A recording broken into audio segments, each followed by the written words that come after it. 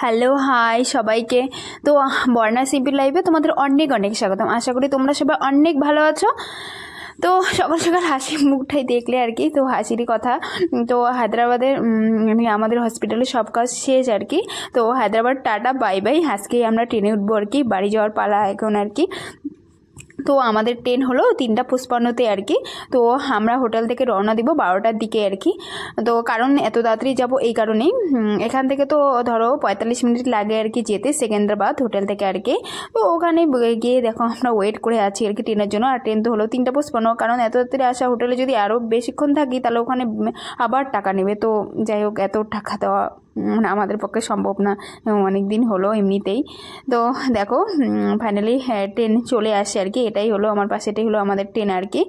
তো ট্রেন মানে এই ট্রেনটা আবার লেট করে আসেনি, 3:55 একদম 3:55তেই চলে আসছে। তো ট্রেনে উঠে আর কি বসে আছি আর কি। তো ব্যাপারটা হলো সেদিন তো ট্রেনে আসছিলাম, তবুও একজন মহিলা ছিল। এখানে সবগুলোই ছেলে, মানে আমার পাশাপাশি সবগুলোই ছেলে। মানে কার সাথে একটু কথা বলবো, গল্প করবো, আর আমি তো মানে একা একা না বসে থাকতে ভালো লাগেই না আর কি। আর ফোন কি দেখবো, নেটেই তো নাই, ফোন কি ঘাঁটবো। তো ভিডিওই করে যাচ্ছে এদিকে, মানে সমুদ্র নদী এরকমই ভিডিও করে যাচ্ছে। জানি না এইগুলোর কী নাম ঠাম, আমি এত কিছু জানি না আর কি, কিন্তু আমি ভিডিও করছি, আমার ভালো লাগতেছিল, আমি ভিডিও করে নিচ্ছি আর কি। ট্রেনের জার্নি সত্যি আর বলার মতো না, এতটা মানে খারাপ লাগে না, কি বলি আর কি। 2 দিন 2 রাতি তো থাকতেই হবে, পরের দিন 3 দিনের দিন আর কি বাড়িতে আর কি পৌঁছাবো। দেখো আমরা কিন্তু ডাইরেক্ট ট্রেন পাইনি, একদম এখান থেকে কলকাতায় আর কি হাওড়ায় নামতে হবে, তারপরে ওইদিকে আবার শিয়ালদাতে পদাতিক আর কি। তো হাওড়ায় ফাইনালি আমরা নামলাম আর কি 7টার দিকে আর কি।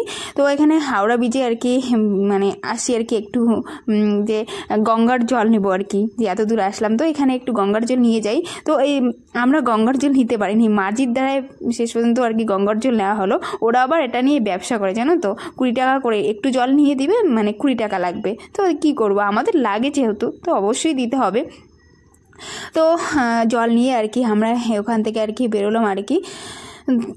11টার সময় ট্রেন, এতক্ষণ মানে আমরা যে কী করবো না, সত্যি আমার মানে খারাপ লাগছে আর কি।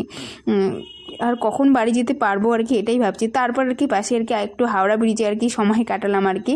কী করবো, শিয়ালদায় গিয়ে তো বসে থাকতেই হবে, তো ভাবছি তো এখানে একটু ঘোরাফেরা করে যাই আর কি। তো এখান থেকে ওলা বুক করে যেতে হবে আমাদেরকে শিয়ালদা, তারপর আর কি তো আর কি ওখানে গিয়ে ওয়েট করতেই হবে আর কি। ঠাকুরের কাছে প্রার্থনা করি জানো তো, মানে এরকম অসুখ বিসুখ যেন না হয়। এই এত অসুস্থ শরীর ঠরীর নিয়ে এরকম করে জার্নি ঘোরাঘুরি আর ভালো লাগে না। তো সত্যি কারোই জন্য এরকম না হয়, ভালো লাগে না আর আমার।